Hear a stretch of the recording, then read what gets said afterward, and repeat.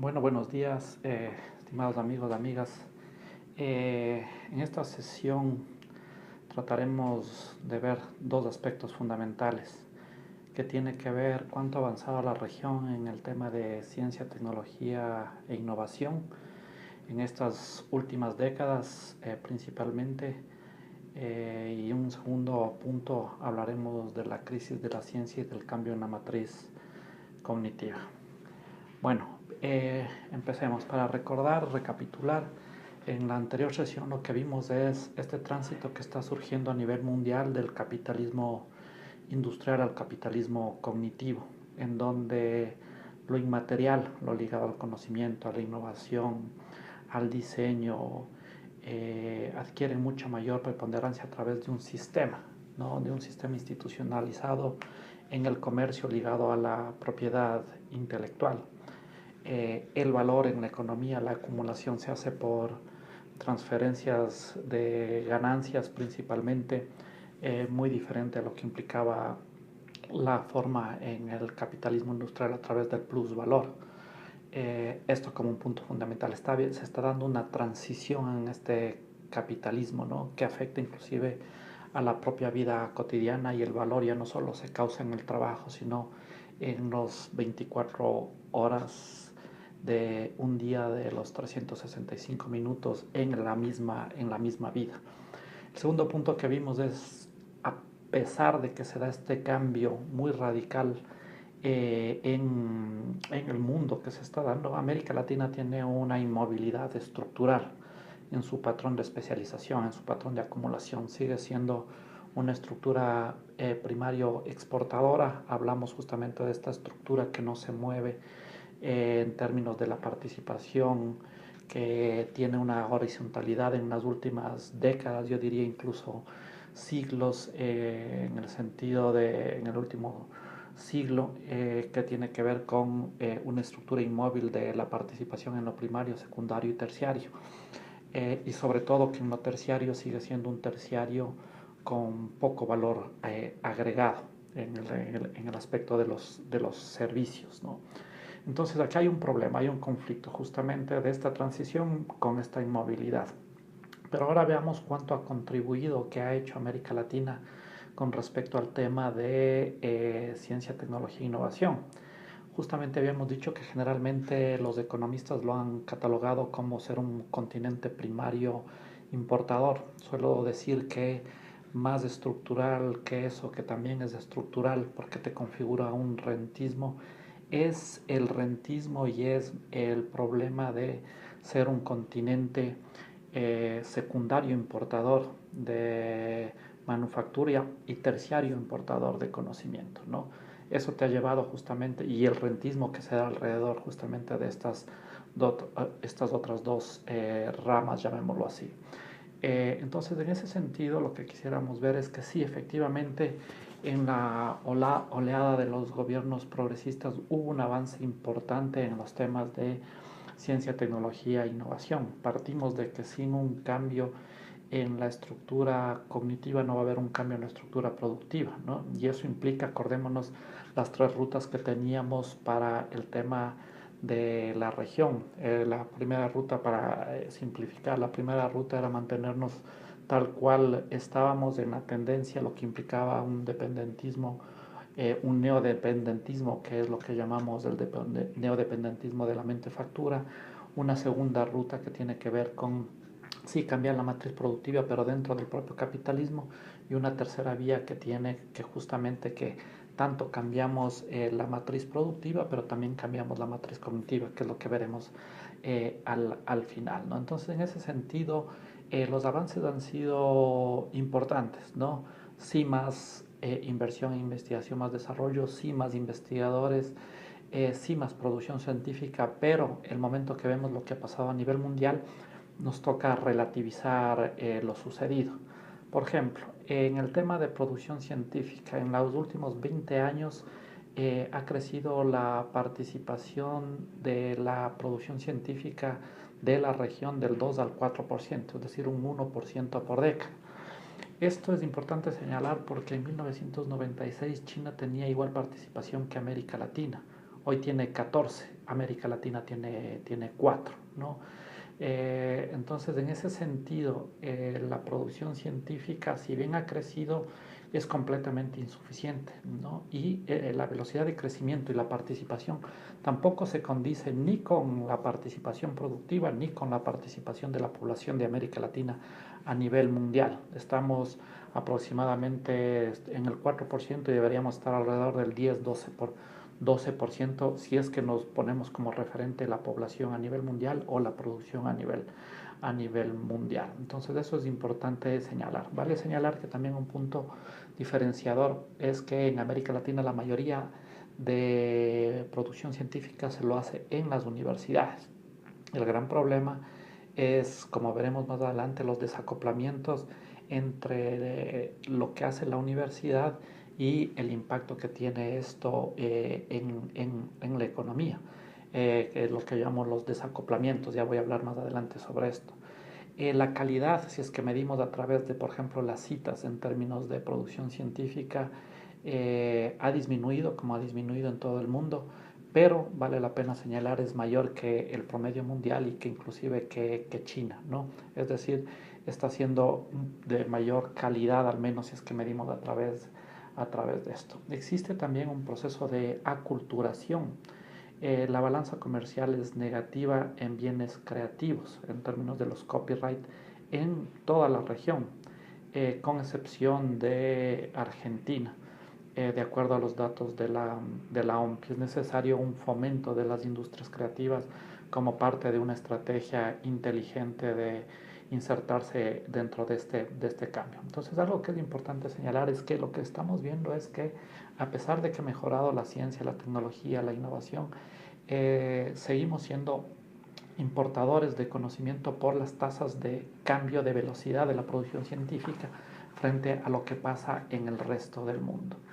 Veamos algún tipo de desacoplamientos que se dieron en estas últimas décadas en la región, que si bien, y esto me refiero principalmente antes de el retorno de estos gobiernos neoconservadores dentro de la región, me refiero a los gobiernos, en este caso, de Lula, de Cristina Fernández de Kirchner, de Evo, de Rafael, etcétera, antes de lo que implicó el gobierno de Macri, el gobierno en este caso de Bolsonaro, de lo que está sucediendo ahora en Brasil, ¿no? Y ya me referiré sobre esto. Estos desacoplamientos, si bien se incentivaron, por ejemplo, la producción, fue por un lado opuesto a las políticas científicas. Hubo un desacoplamiento entre investigación y producción. Por ejemplo, existen artículos que estudian el caso de Argentina y señalan que por un lado fue el fomento en el lado productivo a las industrias automotriz y electrónica, pero la política científica fue al tema de biotecnología, informática y nanotecnología. Entonces es necesario justamente cerrar las brechas entre este desacoplamiento, que aquello que decidimos fomentar en el ámbito productivo esté muy aparejado también o de una manera muy fuerte aquello que decidimos fomentar en términos de política en el ámbito científico. Existe también una investigación que no necesariamente se traduce en innovación y esto causa un desacoplamiento entre la innovación regional versus la mundial. América Latina en los últimos aproximadamente 15 años, la participación del tema de patentes pasó del 0.4% al 0.5%, ¿no? La participación en patentes, es decir, aquello que se investigó que se traduce en innovación tecnológica, de los cuales Brasil, México y Argentina tienen el 80% de la patente de América Latina y el Caribe. No se ha dado una estrategia de exportaciones de innovaciones tecnológicas en ese sentido. Esto es importante señalar porque este estancamiento en la participación de la innovación es uno de los problemas más estructurales porque permite un distanciamiento a nivel mundial. El mundo creció sin tomar en cuenta Europa en 191%. Y, por ejemplo, China creció 500%. Y el problema no solo es el tema de aquellos países que ya generan innovaciones, ¿no? Sino de aquellos que se encontraban igual que América Latina y que están creciendo a mayor velocidad, como es el caso justamente de Malasia, Portugal, Polonia o la misma China. Esto lo que hace es empezar a aumentar y a profundizar las brechas y obviamente la dependencia tecnológica de nuestra región. Eh, a su vez, vale la pena señalar justamente que las innovaciones que se patentan a nivel de cada país es cada vez más son menos nacionales, ¿no? Es decir, lo que se genera cuando se patenta en nuestros países generalmente son patentes transnacionales. El país que más tiene participación en términos de patentes de ciudadanos nacionales es Brasil con un 19%. El resto de países está entre el 2 y el 5%, es decir, de todas las patentes que están dentro de los países, apenas del 2 o 5% son hechos por nacionales, los demás son patentes extranjeras. Esto genera a su vez mayor dependencia de la tecnología que imposibilita generar mayor industria justamente por el monopolio que implican las patentes. El otro desacoplamiento es el desacoplamiento de la formación, ¿no?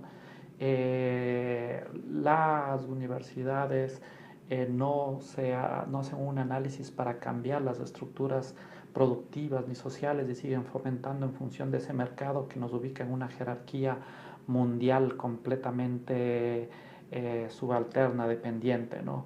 El 33% de las licenciaturas son en administración y derecho, ¿no? Que son las que menos aportan a la investigación y a la innovación, apenas el 1%. Existe muy baja matrícula en los institutos técnicos y tecnológicos, que justamente los que desarrollan tecnología o los que podrían hacer ingeniería inversa. Existe una baja participación del posgrado, apenas un 8% de maestrías y doctorados, de los cuales 1% es en doctorado, es decir, no se generan o no se estimula la investigación. Son muchas maestrías profesionalizantes exclusivamente. Tenemos, y esto es un tema muy estructural, es de lo más estructural, dado que la mayoría de producción científica se hace en las universidades, seguimos teniendo una universidad napoleónica, ¿no? Con pedagogía profesionalizante. ¿Y a qué me refiero con universidad napoleónica? Que lo más importante es la transferencia del conocimiento, no la generación de conocimiento. Entonces necesitamos ahí sí hacer una reforma estructural en América Latina, en la universidad, para romper con esta mirada napoleónica, que además, como importamos conocimiento, transmitimos conocimiento importado y no generamos el conocimiento para resolver nuestros problemas. Y obviamente un nivel de formación hiperdisciplinario. A su vez tenemos que justamente buscar un desacoplamiento de ese estado burocrático a lo que Mariana Mazzucato llama un estado emprendedor que fomente justamente esa innovación. Y finalmente el tema del desacoplamiento de las desconexiones mundiales con redes de ciencia, ¿no? Estamos aislados por no estar conectados a los circuitos de producción científica, casi igual de desconectados que lo que está África, ¿no? A pesar de que estamos muy conectados en términos de comercio, ¿no? Estamos más conectados a las redes sociales y menos conectados a las redes científicas, es decir, hay un proceso de estupidización en el tema de lo que se está generando en conocimiento en la región. Entonces, este es un punto fundamental que quiero señalar, ¿no?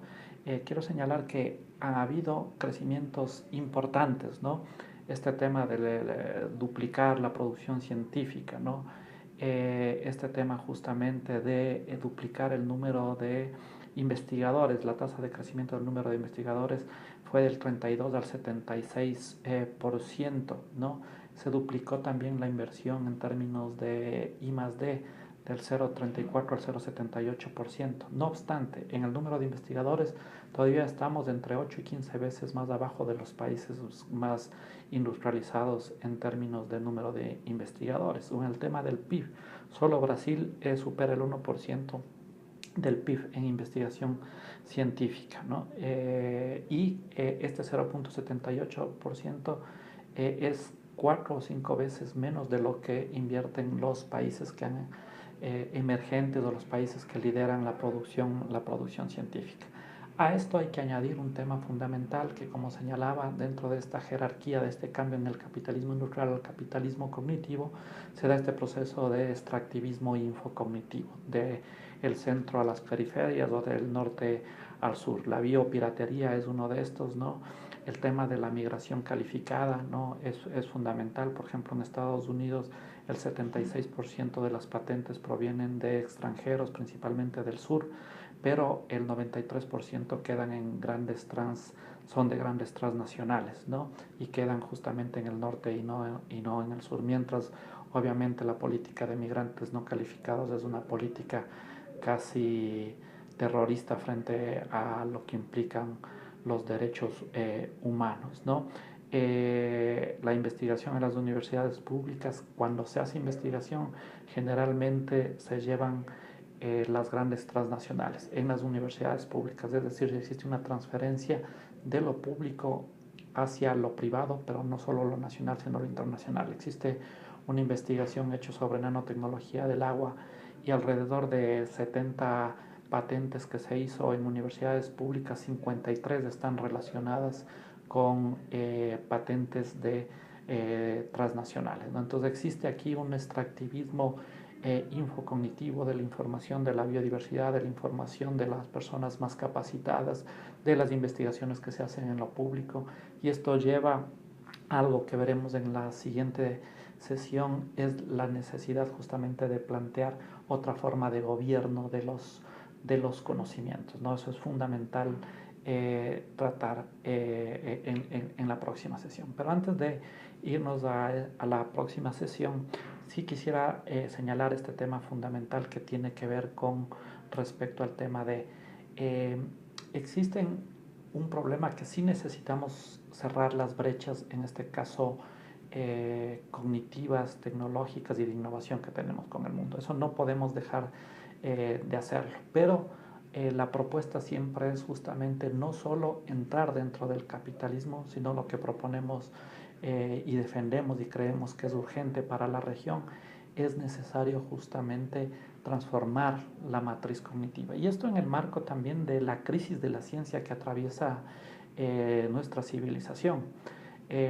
Lo que he señalado hasta el momento tiene que ver con justamente con el artículo que está colgado en las clases de la universidad, pero un tema fundamental, tan mío y el otro es de Boaventura de Sousa Santos, pero un tema fundamental que quiero que pongan mucho atención es justamente en el texto de Boaventura el análisis sobre la crisis de la ciencia que vivimos, ¿no? Y que tiene que ver justamente con que existe una revolución científica, estamos viviendo en la transición, una revolución científica que implica la muerte y que Boaventura señala que es irreversible con respecto a la ciencia que teníamos, a la ciencia positiva, a la ciencia newtoniana. Y esto empieza con Einstein, una primera ruptura justamente con su concepto de la relatividad de la simultaneidad, ¿no? La mirada y el tiempo del tiempo y el espacio absoluto newtoniano se cae, ¿no? Y se pone en duda que con el momento que se cambia el sistema de referencias, cambian las conclusiones de la investigación. Es un golpe letal a la perspectiva científica que se tenía. El otro autor que pone en jaque a la ciencia es Heisenberg y Born, que no es posible observar y medir un efecto sin interferir y sin afectar. Entonces el rigor de la medición queda puesto completamente en duda. O en la teoría científica, en la paradigma científico occidental, justamente se da el tema de la fe en las matemáticas, por decirlo de alguna forma. Gödel, a través de la teoría de la incompletud, justamente pone en tela de duda ese rigor de las matemáticas, ¿no? Entonces cuestiona en sí mismo la mirada de la ciencia moderna, que se basa en leyes de la naturaleza, en un cierto tipo de causalidad. Esa causalidad es ligada más al tema del proceso, ¿no? Al cómo funcionan las cosas, y no a otros tipos de causalidades que Aristóteles ya los problematizó, ¿no? Como cuáles son los agentes o cuál es el fin, justamente en este caso, de esa ciencia. Entonces, en ese marco nosotros tenemos que tener claro que existe una crisis epistémica Existe el problema que conversamos en las anteriores sesiones de una crisis de la ciencia a nivel mundial, pero también lo que nosotros vemos es que existe una transición hacia otro tipo de ciencia y nosotros como América Latina necesitamos otro tipo de ciencia. El principal problema estructural de esa ciencia que nosotros creemos produce la crisis de civilización está ligado justamente al tema de esa tragedia de los anticomunes, ¿no? Como la ciencia está principalmente, su objetivo principal es la acumulación, la renta, ¿no? Entonces tenemos que construir una ciencia que no se preocupe de la renta, sino que busque la construcción de una democracia humana y sostenible, ¿no? Como les digo, esto está aparejado justamente a esta tragedia de los anticomunes, que es hiperpatentamiento, te lleva a un subuso de la ciencia. También tenemos que pasar de esa ciencia de la guerra y la muerte hacia la ciencia para la vida. ¿De qué nos sirve tener muchas investigaciones científicas si es que esto no garantiza la vida o los derechos de las personas? Solo piensen en el tema de los fármacos para la hepatitis C, que se suele poner como ejemplo. Vale el costo de hacerlo, y más ya cuando está descubierto, es muy bajo, pero sin embargo solo pueden acceder los hipermillonarios y muchos miles de personas se mueren justamente con esta enfermedad. También se ha hecho una ciencia para el consumo sin fin, con estrategias en el procedimiento para producir obsolescencia programada. Es necesario construir una ciencia para la sostenibilidad ambiental. Tenemos una ciencia principalmente inductiva. Es necesario construir una ciencia inductiva y deductiva, no una ciencia hiperespecializada, ¿no? Cuyo mejor perspectiva es de hacia dónde hemos caminado es la nanociencia, ¿no? Vamos a terminar sabiendo y salvando a las hormigas, pero vamos a perder los ecosistemas o la Amazonía. Es necesario recuperar la mirada holística también en los temas de generación de conocimiento. Tenemos que pasar de esa formación monodisciplinaria a una formación interdisciplinaria. Tenemos que pasar de una ciencia sin humanidades, porque las humanidades han sido vistas como humanidades, las humanidades como anticientíficas, hacia una generación de conocimiento con humanidades, ¿no? Que genere conocimientos autónomos, críticos, creativos, democráticos, con mucho mayor énfasis, obviamente, en las necesidades. Entonces, pasar de una ciencia que construye consumidores a una ciencia que construye humanidad, que construye ciudadanos, que construye democracia, ¿no? Entonces, en ese sentido, es fundamental también pasar de esta ciencia que genera epistemicidios, patriarcalismo y colonialismo, ¿no? Muy patriarcal y muy colonial, a una ciencia con igualdad epistémica, ¿no? Entonces, ¿y qué me refiero con esto? Me refiero a un tema fundamental, ¿no? Fundamental, en los cuales implica cambiar la mirada con respecto a la generación de conocimiento. América Latina, si es que le pones bajo los baremos a nivel internacional de lo que implica esa ciencia para el capital, uno, por ejemplo, en términos de innovaciones puede tener niveles muy bajos, ¿no? Pero si es que nosotros vemos análisis de innovaciones sociales, América Latina sin lugar a duda está en la vanguardia, ¿no? Entonces, eso es fundamental señalar, ¿no? Y esto puedo decir porque las propias innovaciones sociales están muy ligadas a los temas que implican superar problemas de crisis de civilización, ¿no? Por ejemplo, en América Latina, frente al tema de el ecocidio, ¿no? Se trabaja mucho el tema de dónde se ha planteado el tema de los derechos de la naturaleza, ¿no? En América Latina, frente a los problemas de xenofobia, ¿no? Donde se ha planteado temas de la construcción de la ciudadanía universal en América Latina, frente a problemas de el colonialismo.